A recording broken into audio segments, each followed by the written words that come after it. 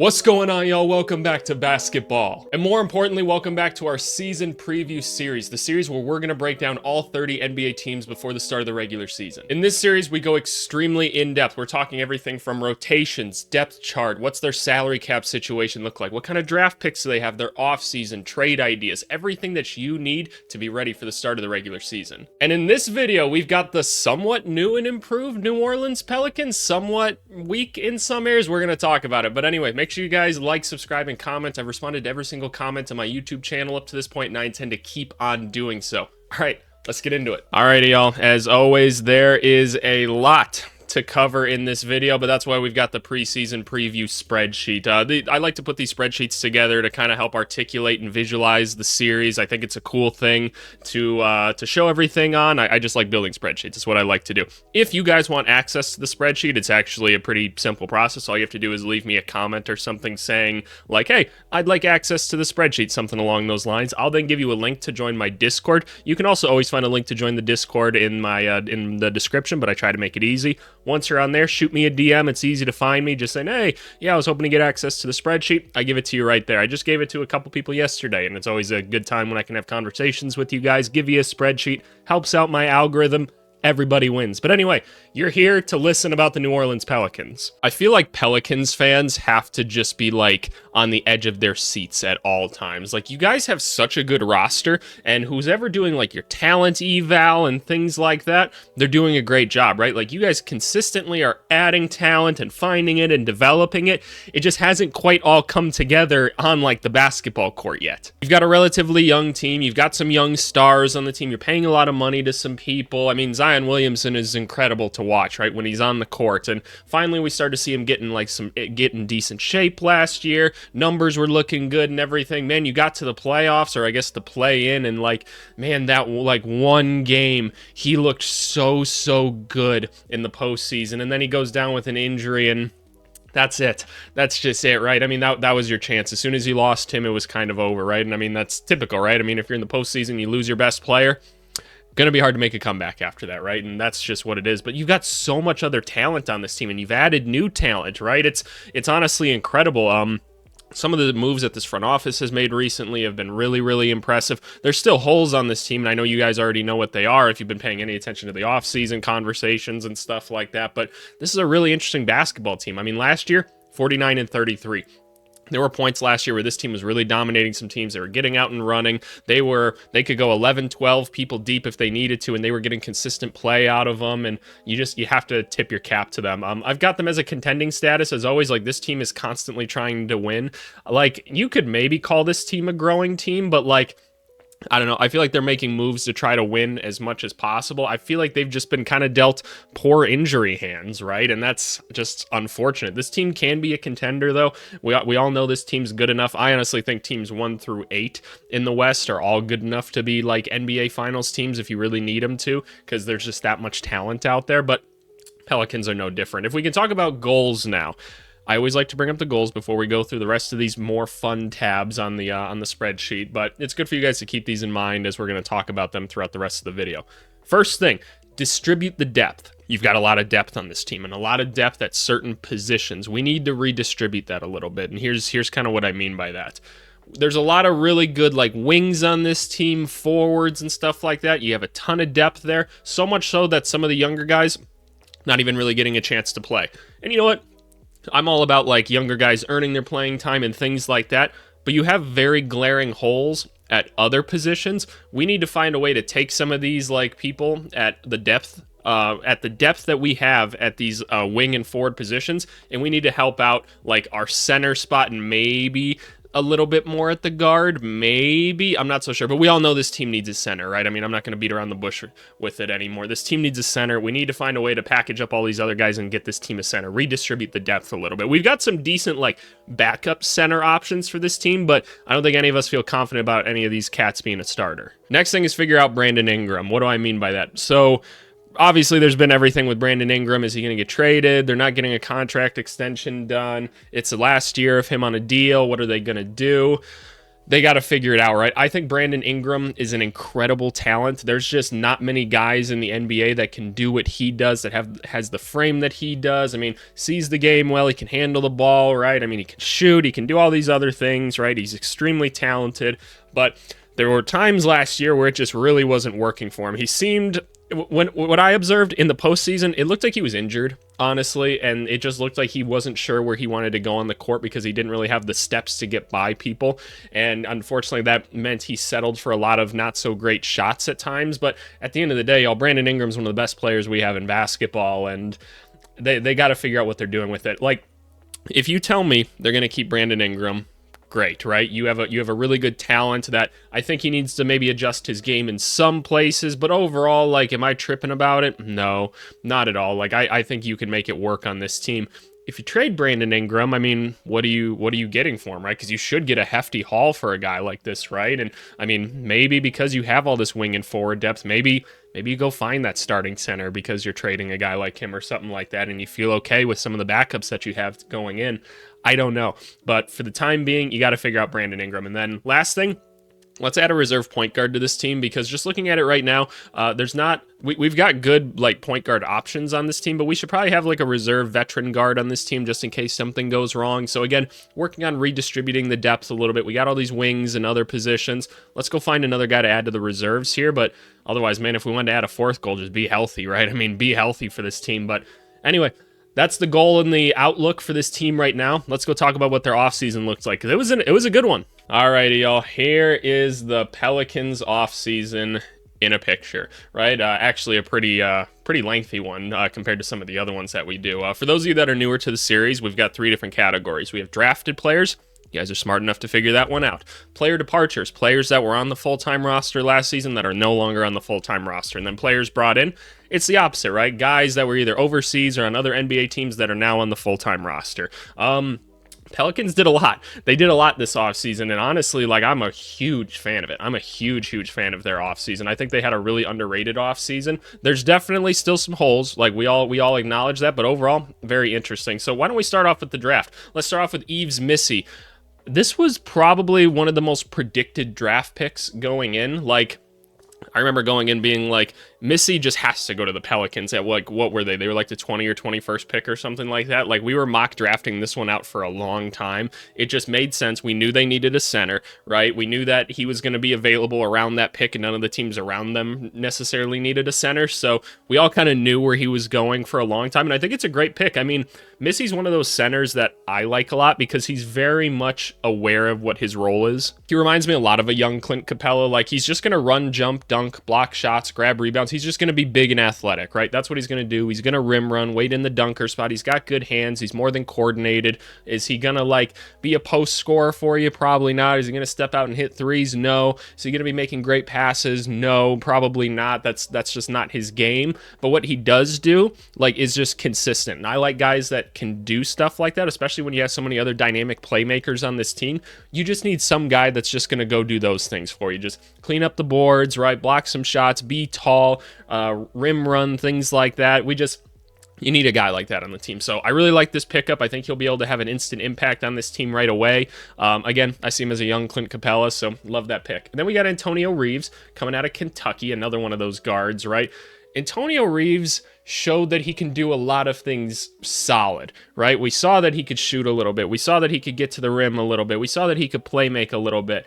I don't have a ton of confidence in him being like a full-time like player for this team, meaning like getting on the court a ton. I mean, this was a weak draft class to start in, and he wasn't projected to go until like second round or so. And that doesn't mean like that's the end of your career or anything. I don't see like the thing that makes him stand out that's going to help him get on the court right away. It's a nice developmental piece for them. It's always good for these teams, these competitive teams that especially pay a lot of guys like the Pelicans do. It's important to have these second round picks that you can put on the back of your bench. They're cheap contracts, right? And it helps you fill out your 15-man roster. So that's what he'll do. He'll get a chance to develop because there's so many guys in front of him at his position of like the 2 guard. So he's going to get a chance to learn, grow a little bit. He's got time. So there he is. Overall, pretty solid draft. Looking at player departures now, this is the big one. Jonas Valanciunas is on his way out. Valanciunas has been their starting center now for a little bit. one of the best rebounders we have in basketball, just huge body, right? Like, isn't afraid of anything. He could step out and hit a shot if you really needed him to. He was a good center, right? And I mean, he's now in Washington, kind of getting his last payday. We expect that he's going to be probably traded at some point again, because why does Washington really need him? It just doesn't really make a ton of sense. That was one of the few weird offseason moves that I didn't completely understand, but again, it's probably, there's going to be a part 2 to it, but they don't leave Valanciunas doesn't leave much behind, unfortunately. There's not a clear answer at center. We have Missy, who we just drafted, who again, he was like the 20th pick in a not so great draft, but you never know, right? And then we have Daniel Tice, who we'll talk about, right? But losing Valanciunas sucks, because this guy could step out and hit a 3. Having a center that can step out and hit a 3 when you have Zion Williamson on your team is important, because his operating area is solely around the rim, right? And I mean, guys like DeJounte Murray, who we'll talk about, he has a similar operating area. So having bigs that can step out and hit, and I'm not saying Jonas was stroking it from out there, but it was at least an option, right? It's important. And then again, just having that big body for setting screens and rebounding and stuff, it was important. Now, Jonas, man, in the playoffs, dude was pissing me off in the playoffs. I'd never seen someone miss so many bunnies in the playoffs before. But you know what? We all have bad series. If we judged everybody for their worst moments, then I think we'd all be terrible people. Najee Marshall was a rotation player for them last year, 3-and-D wing that they developed. Again, another good developmental story for this team. He ended up leaving and going to Dallas.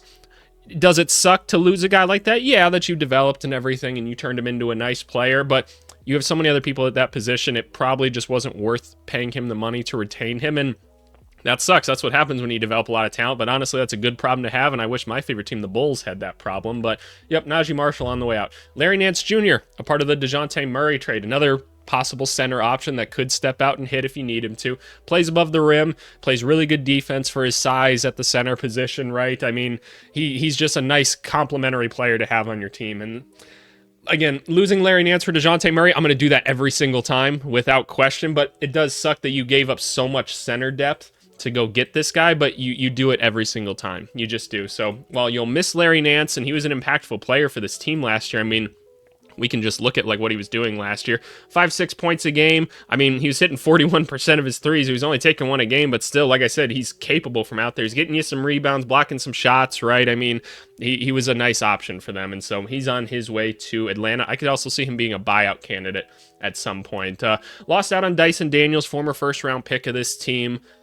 What do I say about Dyson Daniels, right? Because the potential's there. That he plays nice defense. Some people have tried to make him a point guard. I don't see how that's working at all. I never understood why people saw him as that. I just didn't really see the skill set or whatever. But I always saw him as like, hey, can we make him a 3-and-D like taller guard or something like that? And the defense was there. 3-point shot really wasn't there. Ball handling wasn't quite coming along. And again, you've got a ton of other people at that position. He's part of the DeJounte Murray trade. Atlanta's going to try to get something out of him. Fair. I'll take DeJounte Murray every single time. Cody Zeller, everybody's favorite accountant. Again, just he was a reserve big for this team last year. Got in the game at points. Yeah, I'm not tripping about it. You got DeJounte Murray. EJ Liddell, guy that you drafted or whatever, and then he got hurt, and now you have DeJounte Murray. Don't stress about it. This was the 4 people you traded for DeJounte Murray. I'm doing that every single time. Every single time, especially because this team needed a starting point guard. So let's talk about the players brought in, right? Because looking at this, like, there's some names. There's some names that you lost. Like, the first 3 here, first 4 really are like, those are valuable players, right? Those are valuable players to have on a basketball team. And so sucks to see them go, but who'd you bring in? You brought in DeJounte Murray, former like all-star caliber point guard. Obviously, the defensive numbers took a hit this last season. I mean, everybody on Atlanta's defensive numbers were horrible for some reason, so that tells me that there's just something else going on there. What did we see out of DeJounte Murray in Atlanta is that he doesn't play well with other guards necessarily, or at least not Trae Young, and honestly, that might be its own problem in itself. So maybe he can play fine with other guards in other ways, but it just wasn't Trae Young, right? And I could honestly see that. But DeJounte Murray's going to bring them a nice option at point guard. CJ McCollum's been it for the past couple years, and you know, CJ McCollum's losing his step at this point, right? His ability to finish at the rim was declining a little bit. DeJounte Murray's a much better option. He's much more on their timeline, right? And so having DeJounte Murray is just going to be an improvement for this team. You could have a really lengthy, good defensive team out there. He's going to be able to step back and hit a shot if you need him to. I do have one concern about him and Zion being on the court together. If you were to overlay their shooting charts, you're going to see something. So here's DeJounte Murray's shot chart. Obviously, dude took a lot more threes than he's used to in the last year, just because like Trae Young's on your team, right? He's trying to create opportunities for him. He was actually pretty good from top of the key, corner to corner, which is nice. We obviously need to improve the wings a little bit more, but is what it is. But DeJounte Murray likes to get into this operating area here. So he's got the ball out here. He's working his way to the middle of the court. What do we see out of Zion Williamson? Well, this is probably what you expect out of a Zion Williamson shot chart, but how is he getting to the rim? He's taking paths like this. Like he's cutting from here, he's getting to here, right? Things like this. DeJounte Murray's trying to get to spots right here and operate. That can lead to some problems. Like a lot of times us coaches will like kind of overlay these things and be like, okay, like, can they play off each other? Like, as we draw the paths that they're following, we have charts that can show us like the path that they're taking to get to these spots. I can pretty much imagine from here, DeJounte Murray's a lot of times starting off from the top of the key, working his way right, at least for you guys looking at it, it'd be his left hand, working his way here. This is his hot spot, right, and then trying to work his way back towards the rim. As you can see, he doesn't operate as much here, going to his right away. Zion Williamson probably coming in from his left, or like using his left hand, going right across the court this way, so you might be able to find some sort of gap in there, but I don't know. I have a little bit of concern about their operating areas being too congested and everything. You're going to have a lot of shooters around them to try to get you some more space, or someone's got to change their game, and most likely DeJounte, right? So that is one concern that I have, but overall, it's a great addition to the team. You added talent, and you didn't have to give up a ton to get it. Daniel Tice was added to this team. I know I spent a lot of time on DeJounte just there, but Daniel Tice is probably going to be the starting center for now. Kind of been a backup journeyman center for a long time now. Can step out and hit a shot if you need to, and his defensive numbers are okay. So I don't know, like he's not going to be above the rim a ton. He's not the most athletic. He's a really tough guy, so that's a nice thing to have. And again, having a guy that can step out is valuable, so that's good. So you have to find a way to make it work between Missy, Daniel Tice. Javonte Green. If you guys have been watching my channel for any amount of time, you know I love Javonte Green. He's probably my favorite Chicago Bull that I've had in a long time. Dude is, one, he looks like the baby, and it makes me laugh, but also he's just such an energizer bunny. He's literally can guard anybody 1 through 5, even though he's only like 6'4". He plays the power forward sometimes, but he can still step out and like hit threes, and all he wants to do is dunk the ball. He literally just runs as hard as he can and then tries to dunk on everybody. I love Javonte Green. I'm not sure he cracks the rotation, but whenever he gets in, he makes an immediate impact. So shout out Javonte Green. And then this one, I'll be honest with you, I was not familiar with our boy Carlo Mathkovic.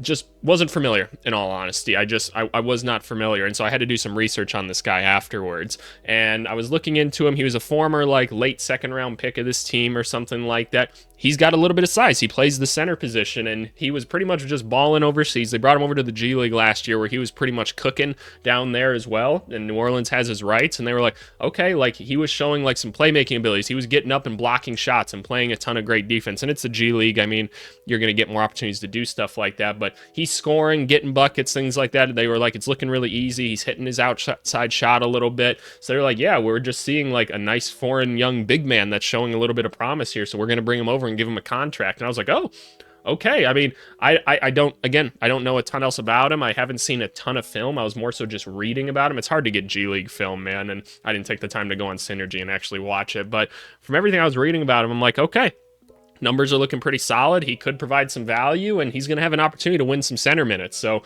sneaky good signing, maybe. Sneaky good signing. All right, that's the offseason. Let's talk about the rest of the roster. Alrighty, y'all. Y'all know this is my favorite tab on the entire workbook. It's basically my ideal offseason spreadsheet. It does a bunch of different things for us. One, we can take a look at the current roster overall and just be like, okay, what are we looking at salary-wise? Who are some maybe expendable players? Who are guys we definitely want to keep, right? What do contracts look like so we can look ahead? We have an overall team salary cap number here so that we can take a look at like what kind of restrictions does the team have? How much room do they have to operate with trades? We've got draft picks. We can obviously see what kind of draft assets we have, and then we have a depth chart, right? We've got a depth chart, which is a nice thing to be able to look at, just to be like, okay, where are we maybe needing to add a couple more players? Where do we maybe have too much of something? This one we've already been talking about quite a bit when you look at the center spot, but hey, it is what it is. Let's get to talking about it. We're going to start with draft picks. Zooming in on the Pelicans draft pick situation. Honestly, for the level of team that they have, it's pretty solid. If I can make one complaint early, they don't have a ton of second round picks going forward. When you're at this level of contention, having your second round picks is pretty important. I touched on it earlier in the video.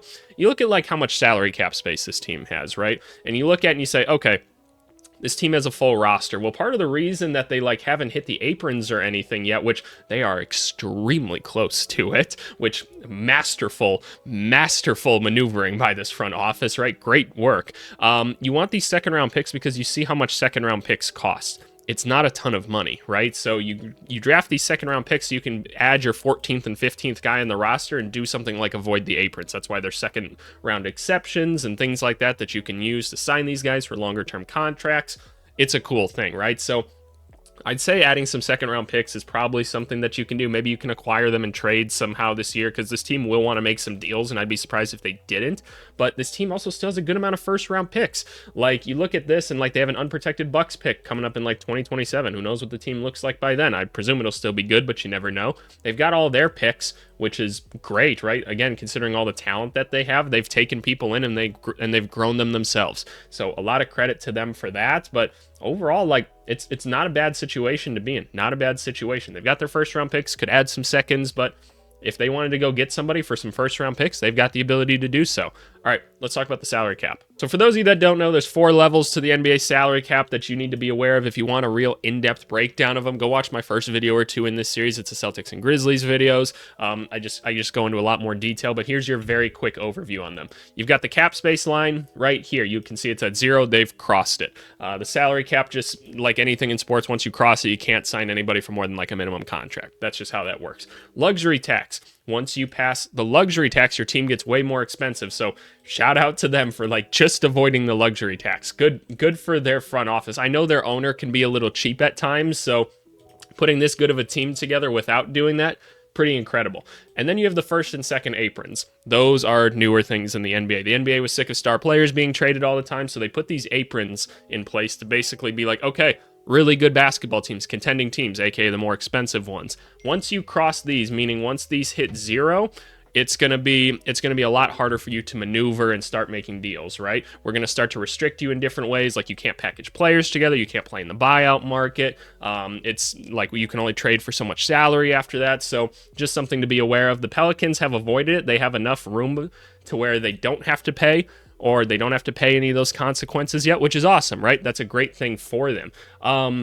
One of the things that you can think about with that, right, is if they were to hit like the apron, your team gets locked down. So the Pelicans have put themselves in a spot where they're going to be a good basketball team, but they also have the flexibility to still make moves right now, and that's in either direction. So good on the Pelicans. Their front office, man, like they know how to tiptoe around lines. Like, they're developing players, they're keeping their assets tight, they're finding ways to make and wheel deals and managing their finances well. Good for them, man. Good for them. All right, let's talk about the rest of the roster. Looking at the rest of this roster, starting out with Zion Williamson, the best player on this team, right? I mean, Zion Williamson is an absolute force as long as he's staying in shape and he's healthy. That's the biggest question, right? I feel like some of the things that people forget about Zion Williamson, because we all think about the dunks, we think about the massive frame and the athleticism and everything, and I have personally been a victim of Zion Williamson up close and personal, so I can tell you just how crazy it is, everything that he can do. I've never seen somebody jump that quickly. I know that sounds like a weird thing to say. I've just never, it like left me in awe a little bit, but whatever, I'm not here to glaze the guy, as the kids would say nowadays. I'm 25. Am I still considered a kid? I don't know. But anyway, Zion's like a really good passer. He like sees the game incredibly well. He has a really good handle for his game too. Has the shooting come around? No, not necessarily. And I mean, it'd be great if he does, right? I mean, if we can develop that, that's awesome. But everything that he does do is great, because a lot of people can't succeed without the basketball like he can. He sees the game well. He can make the extra pass afterwards. And again, he can create space for himself, whether people sag off of him or they're right on him. That little drop spin move that he does is something that I actually added to my game after I started watching him in like his high school clips and everything, because me and Zion are close to the same age, right? How old is Zion at this point? How close are we in age? Yeah, that's what I thought. He's 2 years younger than me. So I actually just love that move. Like I said, it's something I added to my arsenal. I'm a little bit bigger for like a point guard than what you'd normally see, because I was like 6'5", so I'd use it on smaller people all the time to kind of get around them and use my lack of quickness in comparison to them, but use my size a little bit more. But Zion's awesome. If he stays healthy, it's a big deal, right? Brandon Ingram, we already talked about him a little bit, can do so many things well. Sometimes the shot making was a little bit questionable towards the end of last season. What are we going to do with his contract? I don't know. Are we going to maybe mock out a Brandon Ingram trade or two in this video? I feel like we at least have to try, right? I feel like we should at least try. So we're going to explore that a little bit, but he's got 1 year left. If you were to re-sign him, I'm not going to hate you for it, though. I'm not. He's a really talented basketball player. That's Uncle Durag, man. That's what he does. CJ McCollum. CJ McCollum's been an awesome leader for this team, and honestly, like stats-wise, dude's still been keeping up. He's still getting you 20 points a game. The playmaking hasn't quite been there, but again, they kind of distribute that between a couple other players. Shooting 43% on 8.5 threes. That is insane. That is nuts, right? That's why it makes sense to think about trading CJ McCollum. It does.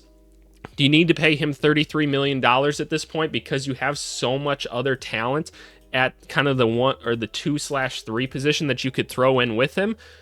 Yeah, you could really make that argument. At the same time, I mean, I'm not going to fault you for saying, like, look, you have DeJounte Murray now. You have your primary creator. CJ McCollum can just, like, space, be an offensive weapon, maybe even come off the bench at times, right? And just, like, go get you some buckets.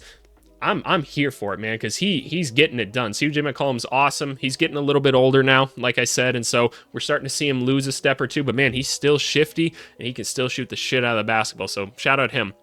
Talked about DeJounte Murray, obviously, already. Herb Jones and Trey Murphy III. Two great developmental stories for this team. They have a lot of them. Herb Jones, one of the best defensive players we have in basketball. I mean, let's just take a look at both of their stats while we're at it. 11 points a game, right? And where are we at for three-point percentage now? 42%. Oh, boy, man. You salivate over guys like this, right? You get these lengthy wings that can play lockdown defense and hit the three. It's amazing. You go and look at Trey Murphy, 15 points a game. 38% on almost 8 threes a game. Another good defender.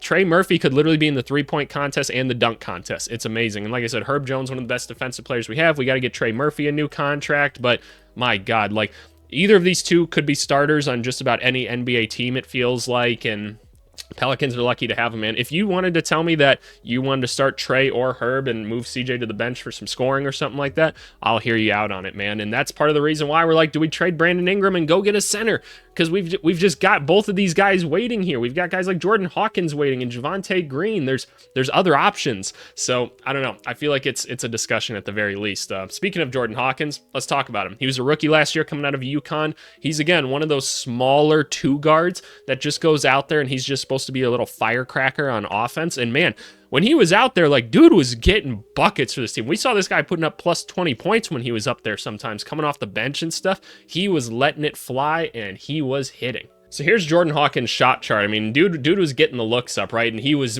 fire from this corner. Like, dude, I remember him just putting it up from this corner, and he was hitting it every time. Like, the percentages overall, like, aren't anything, like, super crazy to write home about. 36-37%. It's not like he was just, like, scorching, but, like, man, he had games where he was letting it fly. And he's going to be a good bucket getter in this league, but he couldn't get on the court because there were so many guys in front of him. As soon as guys got healthy again, it was like, sorry, Jordan, we can't play you. But, I mean, just looking at his rookie season, 7-8 points a game, I mean, he was just behind everyone else and he couldn't get on the court.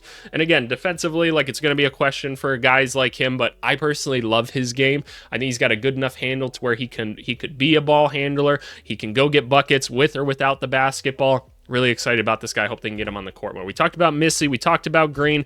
Jeremiah Robinson Earl is still on the basketball team. Don't know exactly what he does. Gonna be honest with you, I'm kind of surprised he's still on the roster. He's another big man option for them, and it's probably good that they have more options than not on their teams. That's a good thing for them. But again, I'm not really sure what value he's supposed to bring. Like, he's not a good enough like athlete necessarily to like play above the rim and be an elite shot blocker. He's not really hitting from like the 3-point line, so not really sure what to do with him there. Maybe you package him into something. Maybe he gets released at some point. I don't know. Matt Ryan, journeyman or whatever. He just reconstructed his contract. I believe only 15K of it is like guaranteed for him. So if you needed to release somebody this year to go sign someone else, you certainly could. But Matt Ryan can stroke it, man. He's a lengthy wing that he's just going to shoot the shit out of the basketball. And he's hit some clutch shots in his career too. For kind of a journeyman, like, I like Matt Ryan. I like having a guy like that on the team. I always think it's cool if you have a reserve wing that's just that good at shooting, because here's the thing. When you go to your reserves, you just hope that they don't mess shit up. But if they've just got something that they're really good at, like Matt Ryan, he's just a really, really good shooter, right? I mean, he's got a quick release, he's got a high release, he's tall, so he can get it over people. So when you need to put Matt Ryan in because other people are injured or something, you go, okay, well, let's just use Matt Ryan as a spacer. It's easy then, right? It's simple. So I like having guys like that. Talked about Tice already. Jose Alvarado, Grand Theft Alvarado. Man, there's just so many guys I like on this team. New Orleans, y'all are doing a good job finding people. Doing such a good job. Jose Alvarado has increased a lot of his stats. You see him up to like 38% on 3-4 attempts a game. We all know about the pesky defense and just his ability to inspire a team. It's amazing, right? His contract's actually not guaranteed this year. They're definitely going to keep him. They're going to keep him. It's just, of course, why wouldn't you? He's a really great player for only paying $2 million to him. You do have to pay him most likely after this season. I think Pelicans fans will be pretty bummed if you lost him. So you've just got an absolute steal in Jose Alvarado. Didn't they take Alvarado, Trey Murphy, and Herb Jones in like all one draft class in the second round or something? Man, I love great talent evaluation. I love when franchises start developing people and they like put the time into them and we see the growth. Like we've seen actual growth in these guys. We've seen Herb Jones like take new steps and gain new traits offensively. Trey Murphy's just become a better all-around basketball player. Jose Alvarado was all defense when he got in, and he's starting to develop like more of a ball handle, right? He can go to the rim and create and pass out to the next guy, right? And he can start hitting the shots and re-space. It's awesome. I love it. And then we talked about Carlo and Antonio Reeves a little bit already. So that's the roster, y'all. That's the roster. As you can see, when we look at the depth chart, we got a lot going on here at like the wing and a lot here at the 2 guard. At the point guard spot, we feel pretty good as well in the first 2. Again, I'd like to add another option. CJ McCollum could be a ball handler if you need. Antonio Reeves maybe could. I don't trust the second round pick a ton right now, but those are other options. At power forward, it's really just Zion, but we have Herb and Trey that could play there if you really needed to. Same with Brandon Ingram. These guys are all pretty versatile. Even same with Matt Ryan, so not tripping about like adding depth there necessarily. Then you look at center. It's a glaring issue, right? Daniel Tice is limited. Missy's a rookie, and again, he'll be limited. We're going to see what Carlo can do. I'm very curious after reading about him. And Robinson Earl, I don't necessarily see the point in. Sorry, I'm not trying to be rude to him. I wish him all the best, and I hope that he has a wonderful career, but I don't get it. So we need to redistribute some things, right? We're going to go mock up some trades now. I'd like to do like 2 or 3. One thing I'd like to explore is a Brandon Ingram trade. The next thing I'd like to explore is maybe like what a CJ McCollum trade could look like, just because like I like these guys a lot, and I again, if you want to keep them, I totally get it. I'm not going to fault you for it. I would try to keep them as well if you can, just because it's hard to get talents like this. It just really is.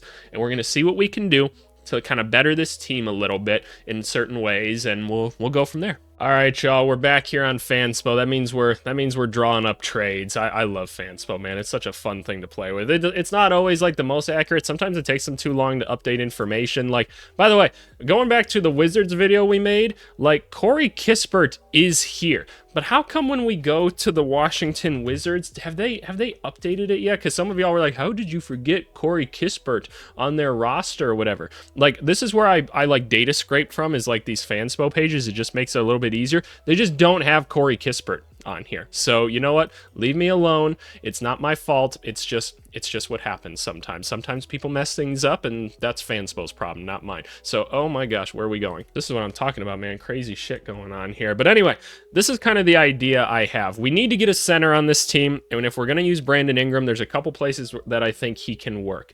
If the Clippers are trying to remain relevant, we can make something work with them. But I need to bring in a third team, which I think is going to be a common team for people to do a third trade with this year. It's the Chicago Bulls. So here's kind of what I'm thinking. Brandon Ingram, send him over to the Clippers. They're looking to add another star to this team, try to remain relevant. Maybe they can extend him or something like that. Who knows what happens to Kawhi after this.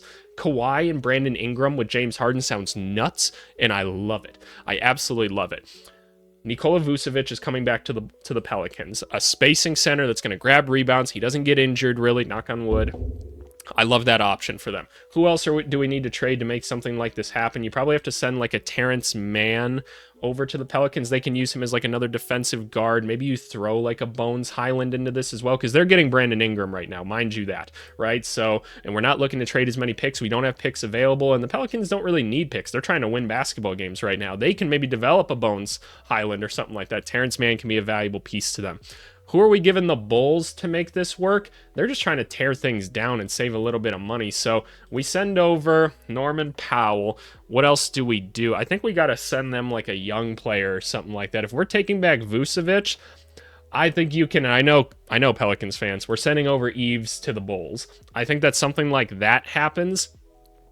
Do the Pelicans need a pick in this? No, I don't necessarily think so, but I do think this like Milwaukee like protected first should go over to the Bulls or something. It's not necessarily even going to convey, but you should do something like that anyway because they're giving up Vucevic in this and you're getting a bunch of question marks. Okay, this actually worked. I figured I'd have to adjust this more, but I kind of like this trade. I don't think this is bad. I mean, the Clippers get a good player in it, right? They just get a new star player. That's awesome. They have enough depth to where they could make something work. The Bulls starting to sell a little bit. They get a young player. That's great. I'm sure he'd actually like playing with Giddey. Pelicans get their center and they get a couple other reserves. Not a bad deal. Let's try another one. All right, we're going to try a CJ McCollum trade now, and I'm not positive where I'm going with this, but I still want to get a big man out of it, right? And I'm thinking Isaiah Stewart. Isaiah Stewart can step out and hit a three. He probably shouldn't be playing the power forward like he is a lot of times in Detroit, so I want to send him over to the Pelicans. CJ McCollum goes over there as like a veteran option for them. Again, they're just trying to like fix their franchise, edit morale, like add talent to the team, add shooting. He's just going to be a good veteran presence for them, right? I'm going to guess we have to take back Tim Hardaway Jr. too, just to make the salary work. Where are we at here? That's a success in it of itself. Do I have to give them anything else to like warrant something like this even? No. I'd say not. Like, they can afford to take on the money. Maybe I have to give them like a draft pick or something like that. Like, I'm not giving them like a Jordan Hawkins or like a Missy or something like that. But I think you could do something like this. I guess you probably have to give up something else. They can have like Jeremiah Robinson Earl back. Like, there you go. I presume that still functions as a trade because they have all the money in the world. Yeah. So there we go. Just to make like the player numbers work and everything. But you take back Tim Hardaway Jr. He's just an option for you. You don't necessarily even have to play him. You have a bunch of other people at that position. And then you get Isaiah Stewart as a center option. He can step out and hit the three. He's going to play physical and everything. You'd maybe like him to be a little more athletic, but you got Zion there at the end of the day, so he's going to be roaming the paint most of the time anyway, so I like this idea as well, but you guys let me know your trade ideas down below. Let's move on to rotations. Alrighty, here we are on the rotation screen. Not a lot of color going on in this one, huh? If you guys are curious, I always put a question mark on these because I don't know what their rotation is going to be at the end of the day. This is just an activity I do with a bunch of other coaches just to be like, hey, like, what are we kind of thinking for minutes and everything with this group? That's something that we try to do. It's obviously going to be more sometimes, it'll be less sometimes, but where do we kind of want things to average out to? So starting with the first five, DeJounte Murray, one of our best players, got to get him like 32 minutes out there at least. He's younger, he can be out there for a long period of time. There we go. CJ McCollum, getting a little bit older, and we've got a bunch of other people that can play his spot. We still want him for offensive minutes and everything, but got a lot of dudes on this team that can get buckets for us now, so got to start winding him down a little bit, keeping him ready for the playoffs if we're going to have him. Brandon Ingram, Zion Williamson, same amount of minutes, right? Same thing as DeJounte Murray, same level of player, just getting them out there a ton. There are better players. Daniel Tice, he's literally splitting minutes with Missy. We're going to see which one of them is better. Wouldn't be surprised if Tice is playing a little bit more early on, but I have just as much confidence that maybe Missy can play a valuable role as like Daniel Tice at this point. So we're going to split them and see who comes out on top. Herb and Trey also getting starter level minutes at 26, same as CJ McCollum. Who's ever playing better that night, that's who's going to get more minutes, right? But we want them playing starter level minutes. They're starter level players. And then Jose Alvarado's on the court whenever DeJounte Murray's not, just as another point guard option. I'm only going 9 deep with this team because like all these players are so good that they need this many minutes to like be productive on the court. You can't just give a guy like 4 minutes here and 4 minutes there. Like they never find a groove.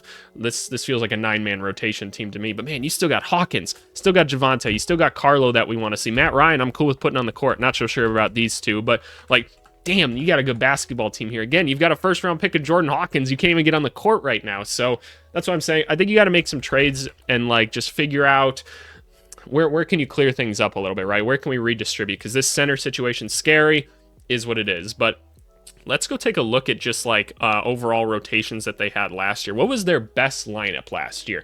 It was a low amount of minutes, but it was Zion, Valanciunas, Trey Murphy, Herb Jones, Brandon Ingram running point. Kind of interesting, actually. Kind of interesting. Where do we have a significant amount of minutes being played? We have this one here, which is CJ McCollum, Herb Jones, Brandon Ingram, Trey Murphy, Valanciunas. Okay, yeah, just having 5 of your better players out there. I mean, that's just a good defensive team. There's a ton of shooting out there. I'm not surprised that, like, this was a good lineup. That just is a nice-looking basketball lineup. Looking at this one here, we had Larry Nance with Zion Williamson. I'm not surprised that combination worked pretty well. So, yeah, no, that doesn't surprise me at all, because Nance could step out, and he was good at staying out of Zion's way. We like that, playing with CJ, and then the defensive duo and spacing duo of Herb and Trey Murphy. That is just a good lineup. This one had a ton of minutes. What do we have here? CJ McCollum, Herb Jones, Brandon Ingram, Jonas, Zion. They're starting 5 from last year. Not surprised that one worked pretty well. Interestingly enough, as soon as they took out Brandon Ingram and put in Trey Murphy, it actually becomes a negative rotation. Kind of interesting, actually. I wonder how much of that is to do with like Zion and Valanciunas' combination. We'll have to check like their maybe like their 2-man combo to see how productive that was overall. Then this one had a decent amount of minutes too, of CJ, Herb, Nance, and Zion and Brandon Ingram. Kind of surprised that one wasn't more productive. That is really, really interesting.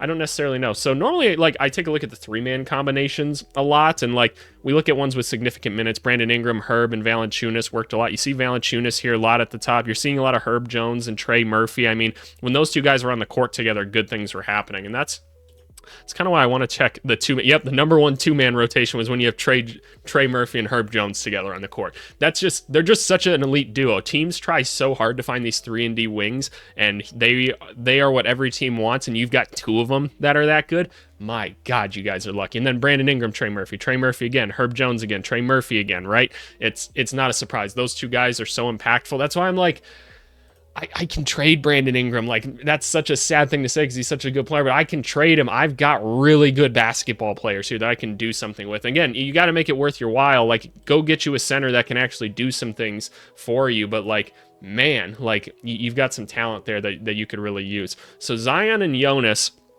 was a plus 4.4. That's interesting. Where do we have, like, Zion and, like, Nance? Do we have that? We do. This was actually a negative rotation. That's surprising to me. That's actually really surprising to me. I wonder why that is. Just like not enough general rim protection? I don't know, but a lot of positive rotations overall. So look, y'all, this is a good basketball team. I don't have to convince you of that otherwise. This is going to be a good team. They've added talent or they've added more talent that they've lost. It's just going to be a question at the center position. How much is that going to hold them back, and how are they going to redistribute all these players to make things work? Are they going to play Zion at center sometimes? I know I haven't talked about that much. I don't love that idea, but are you going to do that and then play like Herb and Trey with him there or something like that? Because like the numbers say it can work. So I don't know. It's just my thoughts at the end of the day. Let's go on to predictions. Alrighty, y'all. We're getting down to it. We are getting down to it. Are there just 3 teams left? Just 3 teams left. There's only one left in the East. You guys obviously know which one that is, but we just got the Nuggets and the Pelicans left, and there's 2 spots left obviously here. Let's recap. In the West, we've got 3 teams at the top: the Thunder, Mavericks, and Timberwolves. Haven't seen too many people argue that with me. A lot of us kind of see them as the top 3 teams. I've got the Kings in the middle here. That one's definitely divided some people, so I've got them as a surefire like playoff team. When it comes to the play-in, I've got the Suns, Grizzlies, Lakers, Spurs. Definitely have had some controversy with this one, and let me just make it clear. I see teams 1 through 8 for me as like contenders. I could see them going all the way if things go right for them. Like after that, I'm like, I could see a lot of these teams being in the play-in. It's very interchangeable. The Jazz and Trailblazers, I've seen most people be like, yeah, they're going to be at the bottom. So glad we're all in agreement there. But anyway, where do I have the Pelicans? Do I have them as a 4 all the way up there? Or do I have them as a 6? Either way, I've got them as a playoff team. So drum roll, please. Only so many of these left, y'all. Just 2 videos left after this, man. We're almost there. I've got the Pelicans as the 6th seed. The 6th seed. Yep. No, I got the Pelicans there. I think that's fair. I think we all know that they could be one of the best teams in the NBA and everything. I don't think I have to justify that to you. I think if they get hurt like they have in previous seasons, I could see them falling into the play-in again. It happens, but I think if all goes well for them, this should be like a surefire playoff team that could give any team a run for their money. I would love to see a Timberwolves Pelicans first round. Oh my God. I live in Minneapolis. I'm going to those games. I promise you, I'll be courtside at those games. I promise you I will. I know people. I will get there. I will, and I will watch that game so happily. I'll get like a burger and some cheese curds. Oh my goodness.